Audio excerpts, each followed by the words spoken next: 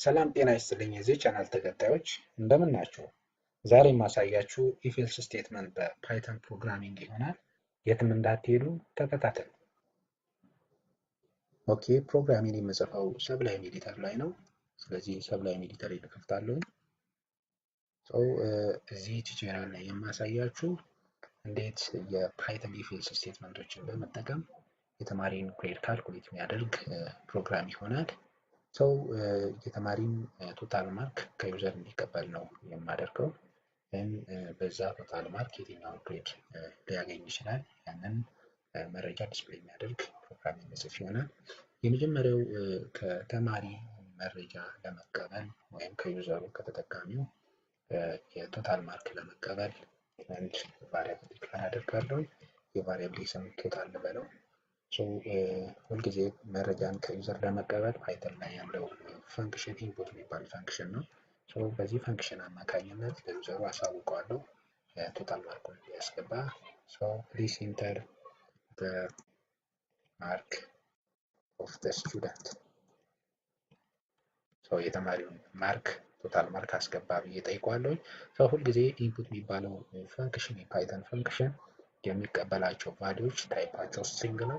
ስለዚህ ስትሪንጎችን ወደ ኢንቲጀር ኮንቨርት ማድረግ ከፈለኩ ኢንት በማለት ይኖርብኛል ማለት ነው ከፊት ለፊት። ስለዚህ ካስት ያደርገዋል ስትሪንጉን ወደ ኢንቲጀር ኮንቨርት ያደርግልኛል። ያንን ኢንቲጀር ቫልዩ ቶታል ለሚባለው ቫሪያብል አሳይን የሚያደርግ ይሆናል ማለት ነው። ይህን ካደረግኩ በኋላ ኢፍ ኤልስ ስቴትመንት ነው የምጽፈው። የመጀመሪያው ኮንዲሽን ለምሳሌ የተማሪ ቶታል ማርክ ከ80 በላይ ከሆነ ኤ ግሬድ እንዲያገኝ፣ ከ70 እና ከ80 መካከል ደግሞ ከሆነ ቢ ግሬድ እንዲያገኝ፣ በ60 እና በ70 ደግሞ መካከል ከሆነ ሲ ግሬድ፣ በ50 እና በ60 መካከል ዲ ግሬድ፣ ከ50 በታች ካገኘ ደግሞ ኤፍ ግሬድ እንዲያገኝ ማድረግ ከፈለኩ ስለዚህ ኢፍ ኤልስ ስቴትመንቱን እጽፋለሁ። ለኢፍ ኤልስ ስቴትመንት ዴሊሚተርስ ስለሌለው ፓይተን ፕሮግራሚንግ መጀመሪያ እንደ ፓይተን ፕሮግራም አንደርስታንድ እንዲያደርገው ሴቭ ላድርገው ፕሮግራሚንግ። ሌት ፓይተን የምትል ፎልደር አለኝ። እዛ ውስጥ የፋይሌን ስም ምን ልበለው? ኢፍ ኤልስ ልበለው። ኢፍ ኤልስ ዶት ፓይ የሴቭ ላድርገው። አሁን ይሄ የምጽፈው ፕሮግራም የፓይተን ፕሮግራም ሆኖ ኤዲተሩን ሪኮግናይዝ ያደርገዋል ማለት ነው። ስለዚህ ኢፍ ላለውን ኢፍ ቶታል ግሬተር ዛን ኦር ኢኳል ቱ 80 ከ80 በላይ አንድ ተማሪ ካመጣ ግሬዱ ምንድነው መሆን ያለበት? ግሬድ ኢኳል ቱ ግሬድ ኢዝ ኤ የሚል ሜሴጅ ዲስፕሌይ እንዲያደርግ አደርጋለሁ። የመጀመሪያው ኢፍ ስቴትመንት በዚህ ወይ ነው የሚጻፈው። ሁልጊዜ ኢፍ ብለን ኮንዲሽን እናስቀምጣለን። ከኮንዲሽኑ በኋላ ኮለን ማስቀመጥ ግዴታ ነው ማለት ነው። ዘን ስቴትመንቶቹን እዚህ ጋር አንድ ስቴትመንት ካለን ያንን ስቴትመንት ከአንድ በላይ ስቴትመንት ካለን ወደ ታች መጻፍ ይጠበቅብናል ማለት ነው። ስለዚህ ሰብ ላይ በጣም ደስ የሚለው ካፓሲቲው ኢንደንቴሽኑን በራሱ ይሰራል ማለት ነው። ስለዚህ ኢፍ ስቴትመንቱ የሚጀምረው እዚህ ጋር ነው የሚያልቀው እዚህ ጋር ይሆናል ማለት ነው። ከአንድ በላይ ስቴትመንት ካለን ይሄ ኢንደንቴሽን የሚያመላክተው እነዚህ ስቴትመንቶች ለዚህ ኢፍ ስቴትመንት ነው ቢሎንግ የሚሆኑት እያልኩት ነው ማለት ነው። ኤልስ ኢፍ በፓይተን ፕሮግራሚንግ የሚጻፈው ኢኤል ኢፍ ብለን ነው። ኮንዲሽኑን እናስቀምጣለሁ። ቶታል ግሬተር ዛን ኦር ኢኳል ቱ 70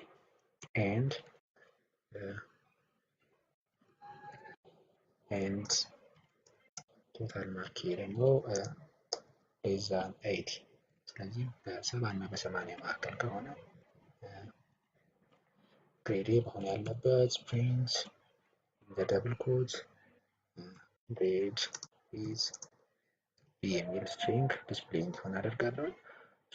ሌሎችን ኤልስ ኢፍ ስቴትመንቶች ለመጻፍ ኮፒ አድርጓለሁ። ይህንን ስቴትመንት ያን ፔስት አደርጋለሁ። ኮንዲሽኖችን ሞዲፋይ ማድረግ ይሆናል። ይሄኛው 60 ይሆናል። ዘን ይሄኛው ደግሞ 70 ማለት በ60 እና በ70 መካከል ከሆነ የሚያገኘው ግሬድ ሲ ግሬድ ይሆናል ማለት ነው። ሌላኛው ኤልስ ኢፍ ስቴትመንት በ50 እና በ60 መካከል ሲሆን ማግኘት ያለበት ግሬድ ቢ ሳይሆን ዲ ይሆናል ማለት ነው።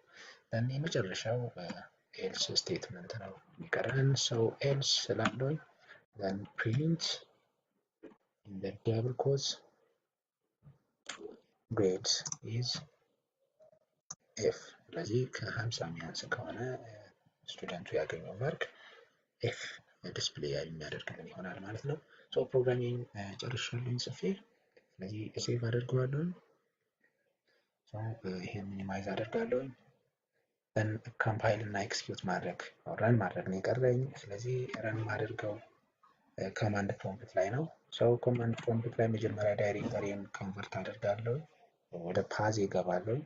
ስለዚህ ፋይሉ የሚገኘው እዚህ ፓዝ ላይ ነው። ሶ ይሄን ፓዝ ኮፒ አደርጋለሁ፣ then ፔስት አደርገዋለሁ።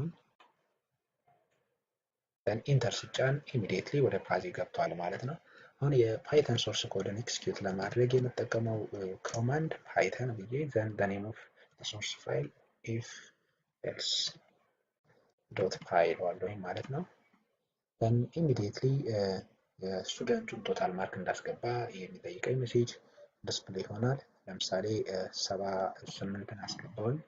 ስለዚህ 78 ስኮር ያደረገ አንድ ተማሪ ግሬዱ ቢ ነው እያለኝ ነው። ምክንያቱም በ70 እና በ78 መካከል ስኮር ያደረገ ተማሪ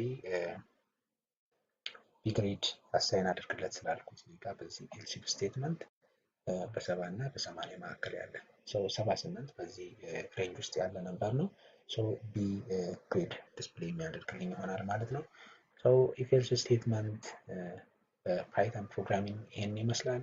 ከወደዳችሁት ሰብስክራይብ፣ ላይክ እና ሼር በማድረግ ወዳጅ ዘመድ በሌላ ታይም በሌላ ቶፒክ እስከምንገናኝ ባይ ባይ።